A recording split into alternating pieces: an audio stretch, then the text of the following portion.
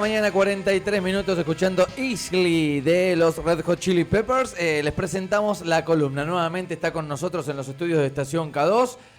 Un nuevo jueves en el cual vamos a charlar de la historia de la ciudad de Necochea, de aquellos que nos representa para entender el presente y tratar de contemplar el futuro. Hay que saber un poco del pasado y a eso nos sometemos con este hombre que la tiene clara. Lo llamamos a él, él no solo la tiene clara, le gusta hacer radio, le gusta escuchar radio y tiene muchísimo material valiosísimo que comparte con nosotros y por eso lo saludamos y se lo agradecemos. ¿Cómo andas, Ale? ¿Todo bien? Bien, todo bien. Gracias por la exageración. Me gusta un poco la cosa grandilocuente. Si no nos queremos nosotros, ¿quién nos va a querer, Alejandro? Es verdad. Es verdad. Bueno, qué groso que sos. Historiador, gracias, Alejandro. No andamos a los abrazos. Historiador, profe de historia también y parte del archivo de la memoria de nuestra ciudad. Tirame el título. ¿De qué vamos a hablar hoy? Porque la historia de Necochea, por más que parezca chiquitita, joven, y porque uno entiende que quizá la historia argentina es mucho más grande, que puede llegar a ser más grande que la historia de una ciudad, pero hay mucha data de Necochea. Sí, muchísima, y que queremos traer en este programa de radio porque entendemos también que no está al alcance de todos. Bien. Yo pondría como título, sí. Ángel Ignacio Murga era una persona real. Ok. ¿Y por qué alguien desconfiaría de ese título y diría, ¿cómo real? A ver, nosotros podemos pensar que San Martín no era una persona real. Sí. ¿Por qué? Por lo extraordinario. Sí. Murga sin duda fue una persona extraordinaria, salida de lo normal, por sus capacidades y sus logros. Y no se trata con encontrar defectos. Cuando a esas personas extraordinarias los llevamos a un terreno real, a cualquiera que recorremos nosotros, no pasa por encontrarle defectos, sino por acercarnos. Porque, ¿qué pasa, por ejemplo, con San Martín? Para dar un ejemplo grande, ¿no? Ver que era una persona real, maravillosa, pero real, nos permite encarar algunos desafíos. Nosotros no vamos a cruzar la cordillera de los Andes en mula, porque ya lo hicieron. Ya lo hizo San Martín, lo hicieron un montón de personas. Sí. Pero sí podemos plantearnos otros objetivos y saber que en tantos seres humanos tenemos la capacidad de alcanzarlos. Si pensamos a las personas extraordinarias como una especie de marcianos que nacen una vez cada 10.000 años y estamos un poco más jodidos, porque tenemos que esperar 10.000 años que aparezca otro San Martín para liberarnos. Ya no tenemos que liberarnos de ninguna corona extranjera, ponele, pero, sí. Pero a mí me gusta saber que las personas que admiro de alguna manera no están tan lejos. Sí, pero si no, uno también es como que se pone un límite y uno no podría quizás repetir lo que hizo en algún momento Murga y esencialmente lo podríamos hacer. ¿Qué me pedís? ¿Que sea San Martín? No, ya estuvo. Claro.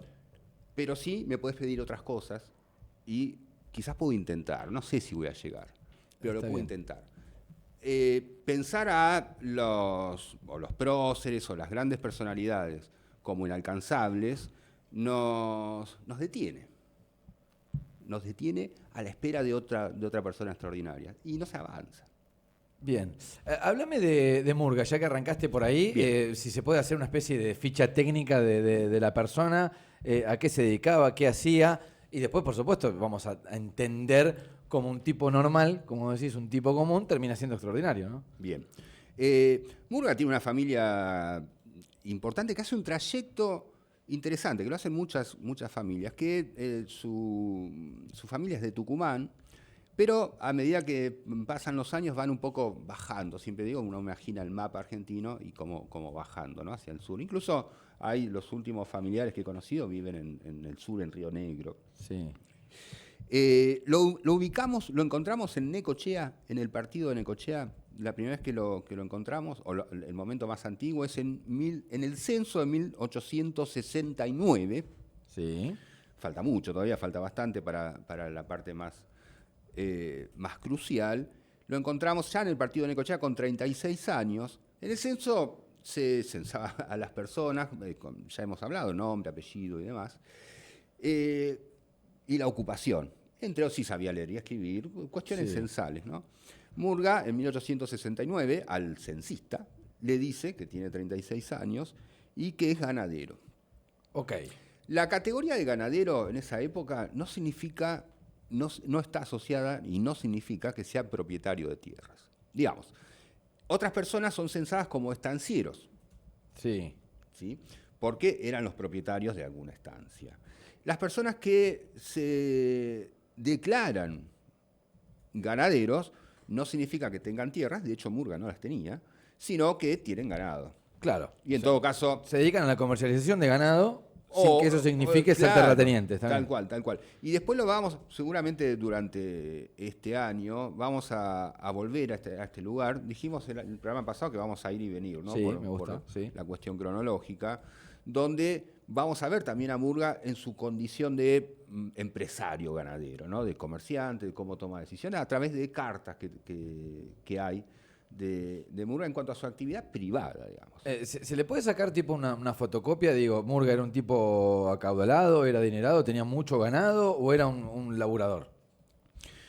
Cuando analizamos esto también, porque podemos encontrar gente muy acaudalada, Juan N. Fernández, Sí. vivió, Mirá, le pongo un seno, ¿eh? Victorio de la tenía. Canal, o sea, mucha tierra, una persona muy adinerada. Sí.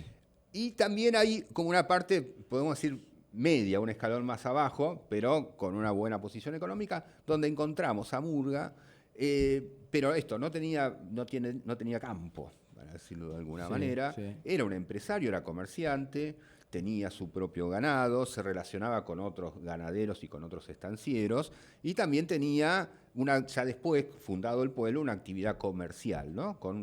Y algunas propiedades, varias propiedades, en el pueblo una vez fundado.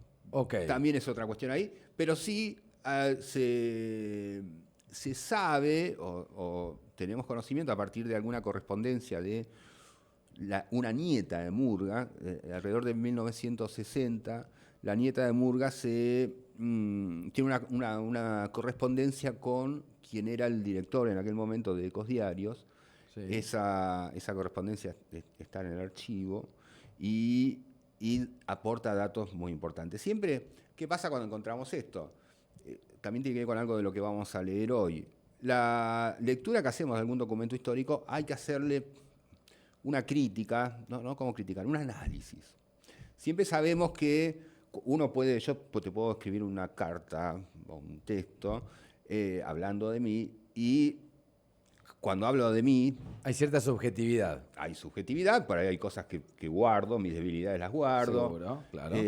O sea, no puede llegar a ser tomado como una crónica del momento, sino simplemente una carta. No se puede tomar literalmente como la verdad, está bien, sino un punto de vista. Entiendo. Que en esa correspondencia manifiesta que su abuelo había pasado determinados momentos de penurias económicas. Pero bueno, yo no me metí justamente en esa parte. Está bien. No puedo decirlo. Pero sí era una persona que había progresado económicamente a partir de esta información, ¿no? Las propiedades que tenía, sus relaciones comerciales, el volumen de sus relaciones comerciales. En la parte privada. Después, rápidamente va a aparecer en la parte pública o comunitaria, fundamentalmente a partir de una cualidad evidente que tiene que ver con la cualidad de dirigente o de líder, ¿no? Ese liderazgo se va a evidenciar bastante rápidamente, que también es esto que vos me preguntabas si era muy acaudalado o más o menos acaudalado. Estamos en 1869, Murga con 36 años dedicados a actividad privada. 36 años que tenemos que, hacer ya la inmediata aclaración que no son los 36 años de hoy. Nuestros 80. No vivía con la madre, Murga, eso lo podemos aclarar. Hay un montón de chicos que a los 36 siguen viviendo con la madre, ¿no? Digamos, por aquella época, a los 60, ya eras casi una muerte. Un adulto, claro, sí. Un adulto. ¿Qué también tiene que ver esto con quiénes fundaron el pueblo de Necochea? Ya hablamos que la población había hace muchísimos años, había 50 años antes, en 1869 ya son censados como necochenses, en tanto habitaban el partido de Necochea. Había personas y familias muy acaudaladas, la oligarquía del siglo XIX, sí, para decirlo con toda claridad.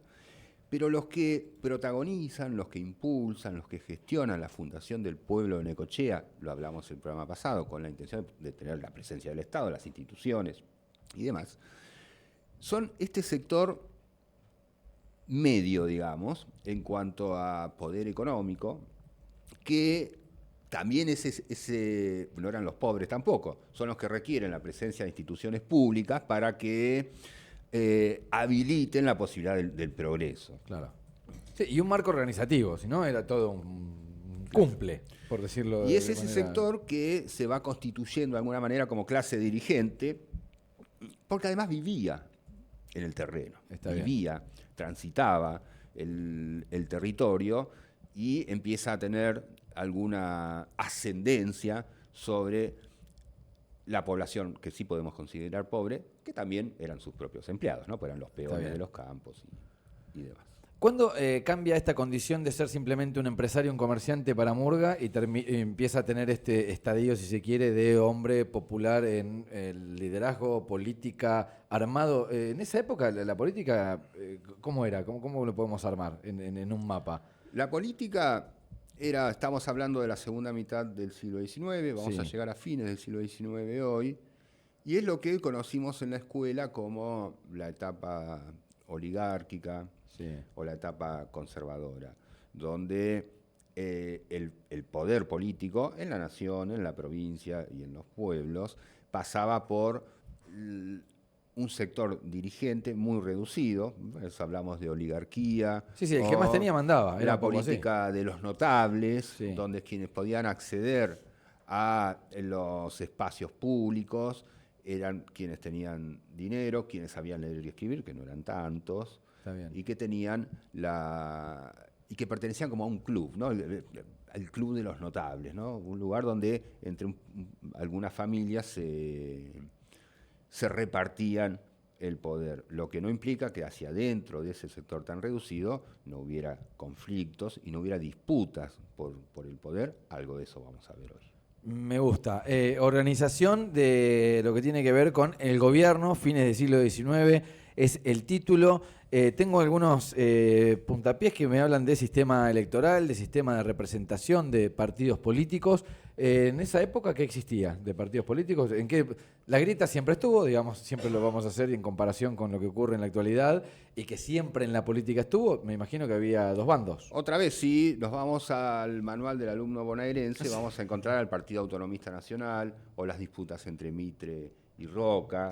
No vamos a meternos mucho por ahí, pero hacia adentro de este sector de la oligarquía conservadora, esas disputas se dirimían.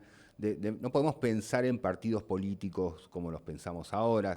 Digamos, el primer partido político moderno, con características de organización, de discusión interna y demás, sería la Unión Cívica Radical.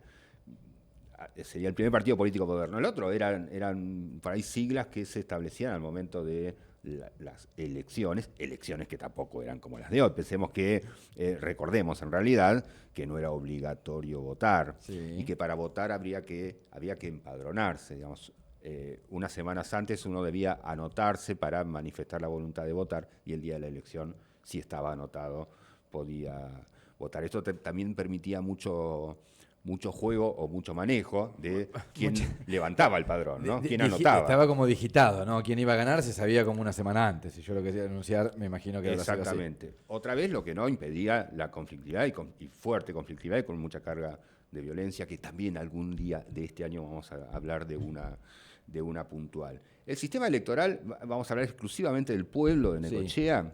A partir de 1990 se empieza a votar directamente al intendente. ¿Cómo es esto? De 1881 a 1890, el manejo o la gestión de la intendencia lo hacían delegados por la provincia, por el gobernador, determinaba quiénes eran los delegados, que eran necochienses. A partir de 1890 se modifica la ley electoral de la provincia de Buenos Aires y sobre todo la carta orgánica de las municipalidades, y el pueblo puede empezar a votar. O sea, lo que pasa hoy con la elección, por ejemplo, de un delegado de Quequeno, un delegado de La Dulce o de Fernández, pasaba con el delegado de Necochea, por más que sea cabeza de partido. No lo elegíamos. No lo elegía la población. A partir de 1890 se vota, y el funcionamiento, el pueblo no votaba directamente al intendente, sino que votaba a concejales. Era un sistema representativo al tipo del parlamentarismo, ¿no? Hoy sigue vigente en Europa, por ejemplo, ¿no? Entonces, el pueblo elegía concejales, y los concejales, en una reunión especial, de entre ellos designaban a quién iba a ocupar el Poder Ejecutivo o quién iba a ser el intendente. Ok. ¿Sí? Solo se votaba concejales. Se votaba todos los años, porque el Consejo Deliberante, desde el principio y hasta hoy vamos a hablar exclusivamente de 1898. Sí. Estaba integrado por 6 concejales. Ok. Y todos los años se renovaba la mitad. Todos los años se elegían 3 concejales y todos los años esos 3 concejales, con los 3 que quedaban del periodo anterior, elegían el intendente por un año. Bien. Por un mandato de un año. Más adelante todo esto va a cambiar, pero en este momento funcionaba de esta manera. Las elecciones municipales eran todos los años el tercer domingo de noviembre. Y todos los años también había elecciones. No puedo parar de pensar mientras estás hablando, Alejandro, perdón que te interrumpa, pero de todo lo que se está hablando ahora, de eliminación de las PASO, de la elección del día, de justamente la elección, de un día que quedó, que es el 10 de diciembre, que fue el retorno a la democracia, que es una de las pocas fechas inamovibles en la que un presidente se erige como presidente, pero después hay una pelea de cuándo se vota, cuándo no se vota, y ya ahí estaban bastante de acuerdo. Digamos, Sí, tercer domingo de noviembre se vota. Las radios no existían, pero salían re bien de campañas todos los años, sabía cómo facturaban, pero no existían, había diarios. Sí. De todas formas, los presidentes se elegían cada 6 años, los gobernadores cada 4 años. Esta era la manera en que funcionaban las municipalidades. Bien, ¿se creía que era saludable este cambio? Digo, saludable para la política, porque cada un año era como que no alcanzabas a arrancar, que ya capaz que te estaba yendo. También tiene que ver con que el manejo de la gestión pública era de un casi, de un hoy puñado. dije de un club, Claro. casi que de una peña, ¿no? O sea, el intendente no decidía. El intendente, Sí. Digo, ¿tenía injerencia el poder de decisión del intendente en aquella época sobre una ciudad entera? sí, ¿O lo mandaban de porque provincia? también está muy atado a las disputas políticas de la provincia de Buenos Aires, porque también todos los años se votaban legisladores provinciales, en el mes de abril. En abril había elecciones provinciales, en noviembre elecciones municipales. Después, un poco más adelante, se va a votar cada 2 años. Como ahora, Sí. cada 2 años, pero durante muchísimos años se separaron las elecciones, mira, a propósito de cosas que se discuten, que en abril había cada 2 años elecciones provinciales y en noviembre elecciones municipales. Bien. La unificación de las elecciones va a ser recién en la década de 1940. Me hablabas de 6 concejales hoy, que supuestamente representaban, digamos, a toda la gama de opiniones que tenía el pueblo. ¿Eso fue creciendo también después con el tiempo? Claro, se fue modificando. Para 1914 hay 8 y después no recuerdo. Ahora Según el precisamente. crecimiento de la población, digo, Sí. porque hay como un cálculo nominal Eso de tanta cantidad de representantes por cantidad de población. Estaba como sigue establecido en la ley orgánica de las municipalidades que dicta la legislatura provincial. A medida que aumenta la población, aumenta la representación y la cantidad de concejales. No me puedo imaginar y me tenés que ayudar porque sé que tenés data a cómo sería una sesión del Consejo Deliberante. Puedo verla hoy, que la podemos ver a través de YouTube, o puedo ir al Consejo Deliberante local. ¿Cómo era en aquella época? Hay, como siempre, como siempre. Eso no ha cambiado, ¿no? Pero el micrófono no había en ese momento. No podían papear el Claro, micrófono. no había- ahí gritaban. Ahí gritaban. Era viva ahí voz. gritaban. Y como siempre también se puede ver algunas, incluso hace mucho tiempo, con barra concurrida, con... Tenían público, digamos. Histórico sí, el sí. balcón, balcón sigue siendo histórico, ¿no? Lo es hoy y en aquel momento, Eh, aunque no había balcón, no había balcón. había gradas ahí. Hasta el año 1910 que se inaugura el viejo edificio municipal que ya no existe, donde está el centro cívico, el funcionamiento se hacía en lugares alquilados, ¿no? En casas alquiladas, a veces se reunían en el hotel, en un hotel. Ajá. Eran poquitos también. ¿no? Estaba la presión popular de ver qué votaban o qué elegían. Determinada, a veces sí, pero otra vez tenía más que ver con esas disputas internas y cada cual tenía como su barra o su grupo que lo seguía de distintos mecanismos. No podemos pensar de ninguna manera hacer comparaciones con el actual sistema político. Claro. O con todo esto cambia a partir de 1916, concretamente en el país con la elección de Irigoyen como presidente. Estaba pensando en el temario, en el orden del día. Sí. Me imagino el tema de bacheo ha sido este tema de discusión desde aquella época en la cual ni siquiera han podido discutir si iban a faltar una calle o no. No sé, ¿existen crónicas de algún tipo de sesión o algún tipo de discusión que pueda llegar a darse en aquel momento? La orden del día. Claro. Sí, claro. Mira, hay un tesoro que tenemos en Necochea, que es en el Consejo Deliberante, que se guardan los libros de actas de sesiones, como se siguen haciendo todos los años, ¿no? Sí. Y en este Consejo Deliberante hay un libro de actas que abarca los años 1997 y 1998, por eso traemos esto hoy. Se pierde ahí faltan anteriores, porque empezó en 1890, Sí. faltan un par de libros anteriores, o al menos uno. Estos 98-99 se corta y el siguiente está fechado en 1906. Desde 1906 hasta la actualidad están todos los libros de actas de sesiones. Entonces, ahí todo esto que están preguntando, vayan a verlos, porque ahí está todo. Todo. ¿Qué se discutía? El temario, todo. El orden del día y el resultado de la discusión, de la votación. Claro. Pero además hay una particularidad también muy linda, y es que en aquellos años, hasta la década de 1940, las elecciones municipales, por eso se hacían separadas al resto, lo que hoy es la justicia electoral, digamos, quien juzgaba la elección era el Consejo Deliberante. El que controlaba, que todo Era salga bien y que... El que contaba Sí. Contaba los votos. y el que aprobaba, o no, como pasó algunas veces, el resultado. Ok. Bien. Y todo eso está en los libros de actas de sesiones. Ahí es donde pudimos acceder a quién ganaba, cuántos votaban, quiénes eran los elegidos, y si había partidos políticos distintos y demás.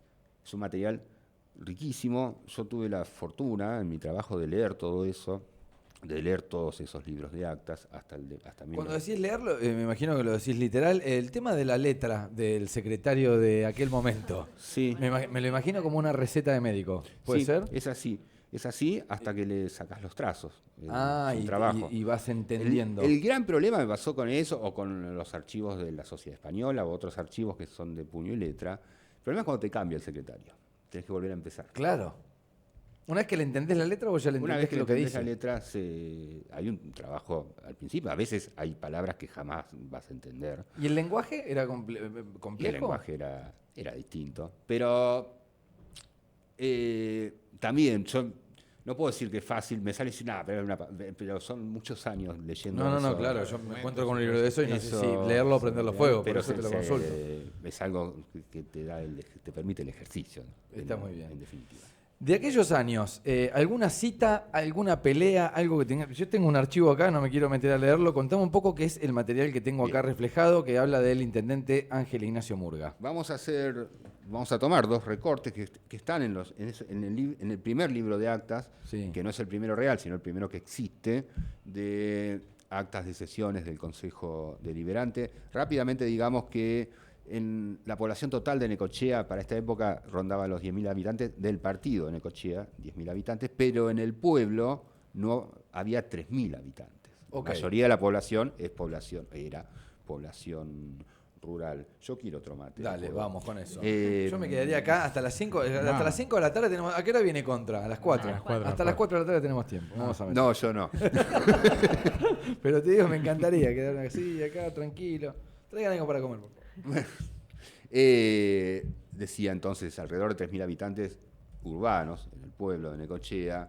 Los varones, esto lo chequeé recién antes de venir, los varones de más de 20 años, Sí. ¿no?, que podían llegar a votar en el partido eran 2.500 y en el pueblo 462.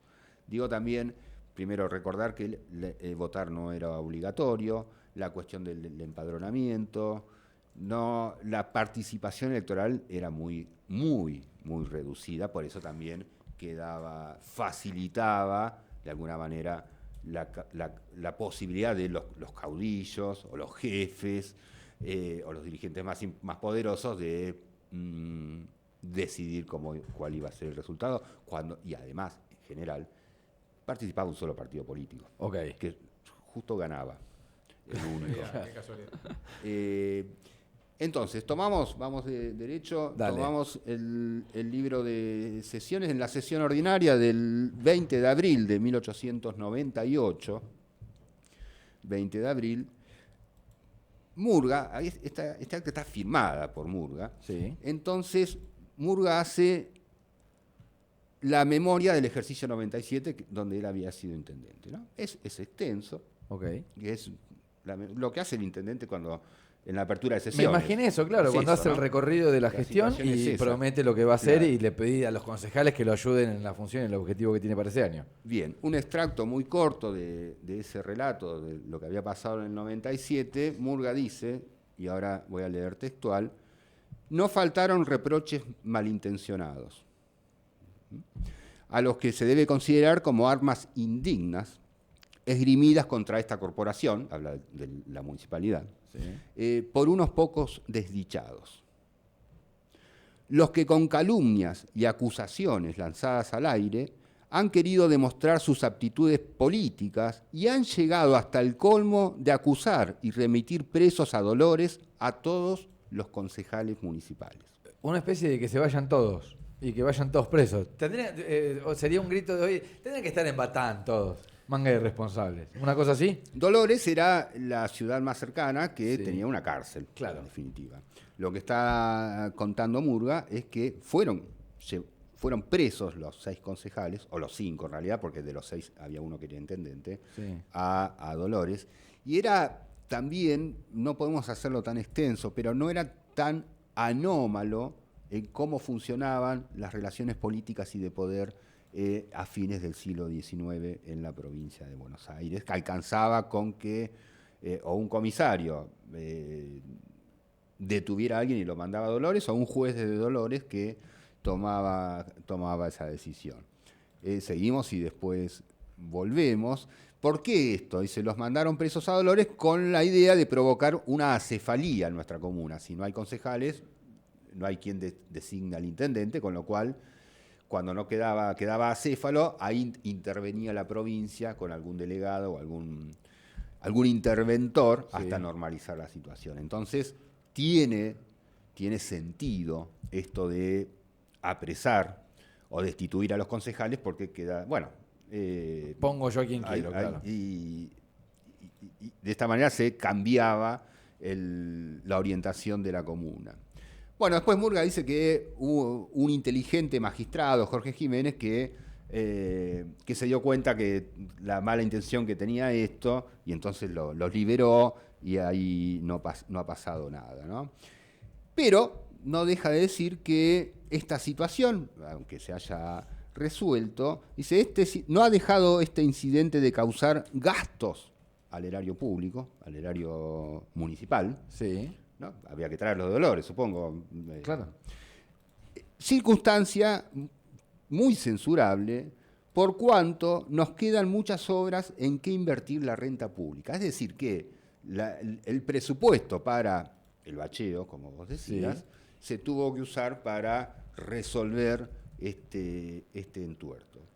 En este extracto lo que tenemos, referido al año, en definitiva al año 1897, relatado en 1898, de puño y letra, firmado, rubricado por Ángel Ignacio Murga, nos muestra la conflictividad que había hacia adentro del sector de poder. Ok. Hay un conflicto larguísimo que va a tener Murga con Alberto Nazarre, pero esto va a quedar para más adelante, que era otro caudillo que apareció en la Le ciudad. apareció la oposición, digamos. Sí, pero era con hechos muy sangrientos, con varios muertos incluso en distintos momentos. Era una época también donde la política se dirimía con plata y tiros, plata y bala, ¿no? Y ese enfrentamiento va a durar durante muchos años. Incluso el primer intendente, en 1890, es Alberto Nazarre. En una elección, la primera vez que se votaba fue Alberto Nazarre, en una elección que no se realizó porque el bando de Nazarre fue el que ganó el tiroteo. Algún día de este año lo vamos a contar con mucha precisión. Entonces, vemos acá que esa conflictividad que hay hacia adentro del sector de poder, y a Murga, que defiende su gestión como intendente. Incluso esta cuestión de su gestión del año anterior, ¿no? Claro, repasando todo lo que había pasado, bueno, y dando cuenta en esa primera sesión, que era lo que se venía también, ¿no? Y diciendo, bueno, no tengo plata para hacer obras porque me la gasté en lo que fue... El intento de destitución. De En definitiva, destitución, era un claro. intento de destitución. De todas formas, no ahorra calificativos contra esos adversarios, ¿no? Dice malintencionados, calumniadores, hombres funestos, Sí. hombres que siempre fueron funestos. Que para aquella época le decimos a la gente era un insulto aberrante, no como hoy que se dicen de todo en el medio del Congreso, ¿no? Adversarios que en definitiva pertenecían a su misma clase social, ¿no? Esa disputa entre los notables, como quedó perpetuada en los libros de historia del secundario. Y es interesante también esta cuestión de lo que decíamos recién. Hay, culpando a esta situación de las obras que queda por hacer, también hay una defensa de su gestión, porque además ese año, 1998, Murga también iba a ser el intendente durante ese año y, digamos, con la posibilidad de remediar lo que había quedado pendiente. ¿Cuántas veces fue intendente Murga de la ciudad? Muchas. O sea, No tengo la cuenta ahora, pero de todas formas, ya a principios del siglo XX, él se va a ir de la ciudad. Sí. Y los intendentes durante la década del 10 hasta la irrupción del radicalismo son de su mismo partido, ¿no? Ese sector conservador, pero él ya no va a ejercer la intendencia en 1906, creo que fue la última. Bien, tengo la sensación de que el ciudadano de Necochea, el contemporáneo, tiene una imagen positiva de Murga. ¿Estás de acuerdo con eso? Sí, sí. Y da cuenta un poco de lo que se ha contado de la historia. Y es algo... de esto heroico que decíamos. La construcción de Murga como que es correcta, ¿no? Que entiendo que es correcta. Te iba a preguntar, ¿fue tan así? Porque viste que después de cuando uno empieza a desclasificar archivos, se da cuenta que quizá hizo cosas bien, pero no era tan como decían o el imaginario colectivo lo tiene puesto en esa posición, ¿no? Yo creo que lo que puedo juzgar a partir Sí. de lo que he visto, que no es el todo, es determinar el carácter extraordinario de su personalidad y su liderazgo. La persona dotada de ese liderazgo genera admiración, sin necesidad de llegar a establecer si era malo, más o menos malo, bueno, Ok. buenísimo, qué sé yo. Y también entendiendo que fue un hombre de su época, de su contexto, que asumió riesgo, que disputó el poder. A mí me parece que así arrancamos hoy esto de mostrar que era un hombre como cualquiera de nosotros. Sí.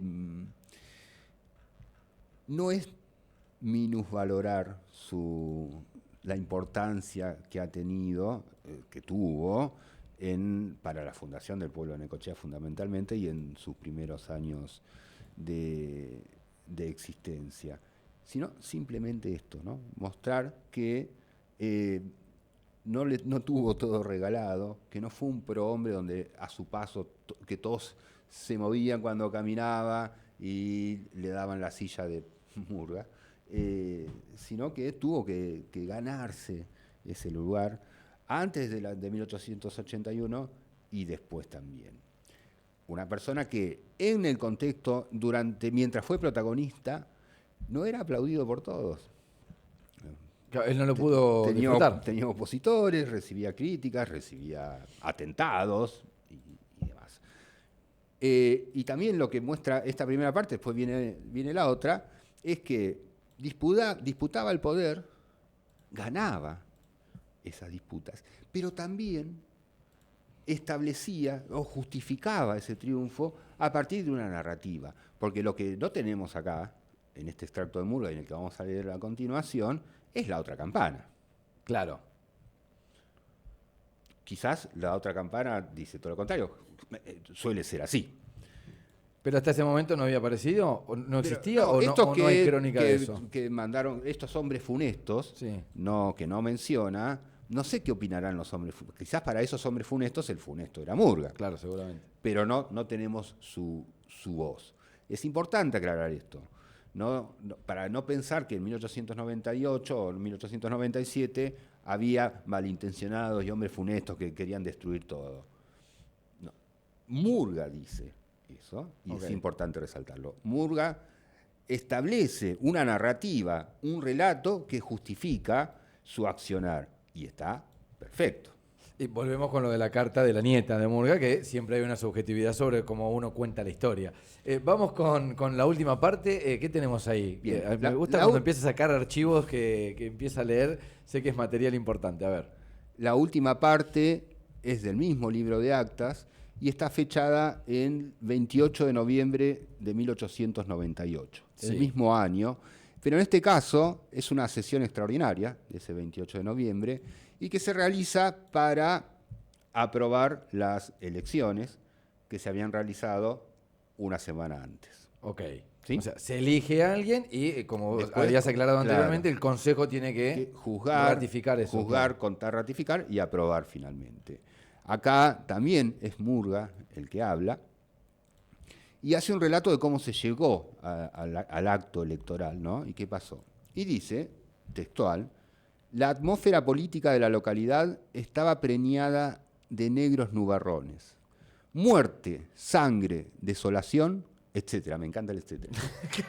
¿Qué más puede haber después de eso, por favor? Bueno, eso es lo que había en la atmósfera política, dijo Murga. En tal estado de cosas, el vecindario fue gratamente sorprendido con un manifiesto lanzado al espacio por un titulado Partido Unión Cívica Radical, en el que la Unión Cívica Radical, resuelven abstenerse de concurrir a la elección. Dice concurrir al atrio porque la elección se realizaba en el atrio de la iglesia, Sí. en las mesas. Entonces, una vez que la Unión Cívica Radical, titulado Partido Unión Cívica Radical, decide no participar de las elecciones, continúa Murga diciendo, desde ese momento todo fue tranquilidad y bienestar en el vecindario. Cesan los temores de hogares deshechos, hijos huérfanos y esposas viudas. Heavy. Llega el día de la elección y 4 partidos, acordes todos, con un considerable número de sufragantes, acuden presurosos a depositar sus votos y sufragar por una sola lista, en la cual se hallaban anotados los nombres de personas que por sí solas correspondían a las legítimas aspiraciones de los habitantes de este pueblo y partido. Él. Ok.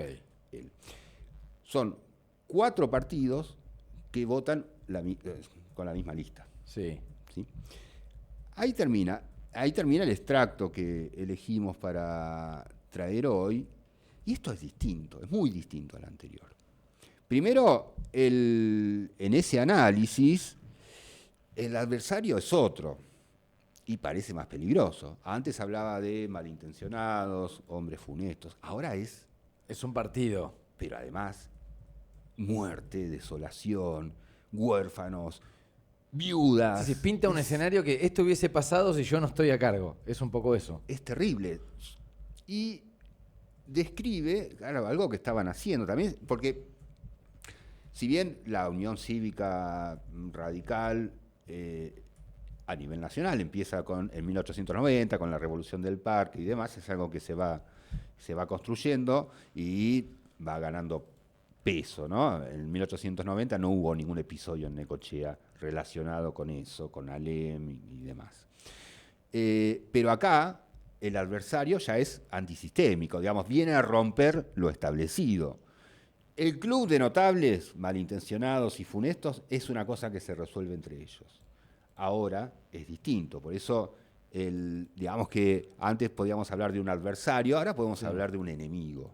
Sí, y ahí da una versión como apocalíptica, repito, si él no estaba en esa elección. Solamente es con que se participara esa agrupación política.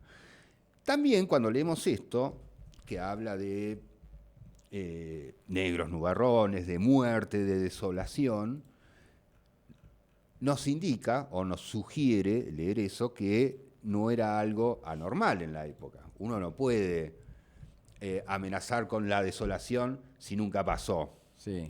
Las amenazas o los presagios, para que los entendamos, de alguien que nos dice algo, tiene que ser algo que estemos acostumbrados a que pase. Entonces, esas palabras son un indicador o un indicio de la forma en que se resolvían los conflictos políticos a finales del siglo XIX. Plomo y plata, como dijiste en algún momento, ¿no? También de el recurso del miedo. Como herramienta política. Sí, no lo quise traer otra vez a la comparación actual, pero a ver, suele suceder, ¿no? Que uno es, miren, si no me votan va a suceder esto. Por supuesto que es inevitable caer en las comparaciones con la actualidad, pero creo que hablábamos algo el último encuentro de no solo es inevitable, es que lo vamos a encontrar. Claro. En la versión, en el extracto anterior podríamos hablar de cómo la justicia, en definitiva, intervenía en las cuestiones políticas y también lo podemos traer a la actualidad. A la actualidad. Lo que podemos ver ahí tiene más que ver con comportamientos humanos que, aunque hayan pasado, en este caso puntual, 127 años, ¿por qué el comportamiento humano, la pulsión humana para la manera en que disputa el poder, por qué van a cambiar en tan poco tiempo? Sí podemos hacer, la comparación que podemos hacer con hoy es que, bueno, por ahora, no hay desolación ni viudas y huérfanos, por ahora. Alejandro Andersen nos visita cada jueves. Necesito que estos encuentros sean más, no tan esporádicos, si se quiere. Así que jueves que viene no tenemos columna. Vamos a hablar para abril, a ver si podemos renegociar el contrato del señor Andersen. Necesitamos más historias. ¿Tenés para adelantarme algo del próximo capítulo? No tengo ni idea. No tengo ni idea. Me encanta. Ahí con Facu lo vamos viendo día a día. No. El último dato que puedo dar es que en esa elección, sí, en esta de noviembre de 1898, votaron 827, hubo 827 votos, que es un montón. Okay. Lo normal de las elecciones posteriores o anteriores son, ahí estoy, ¿no? 256, 229, 260. Que haya votado 827 personas es también un indicador de que estaba bravo el estaba asunto. elegido el momento, claro. Y bueno, ese es así el último dato para aportar hoy. Ale, muchísimas gracias. A ustedes, como siempre. Linda columna, un poco de la historia de nuestra ciudad para entender quiénes somos. Vamos a seguir adelante, hay un montón de temáticas más que vamos a abordar en el año y esperemos que pueda ser cada jueves con el señor Alejandro Andersen. Suena la alarma, suena la cafetera, suena la radio.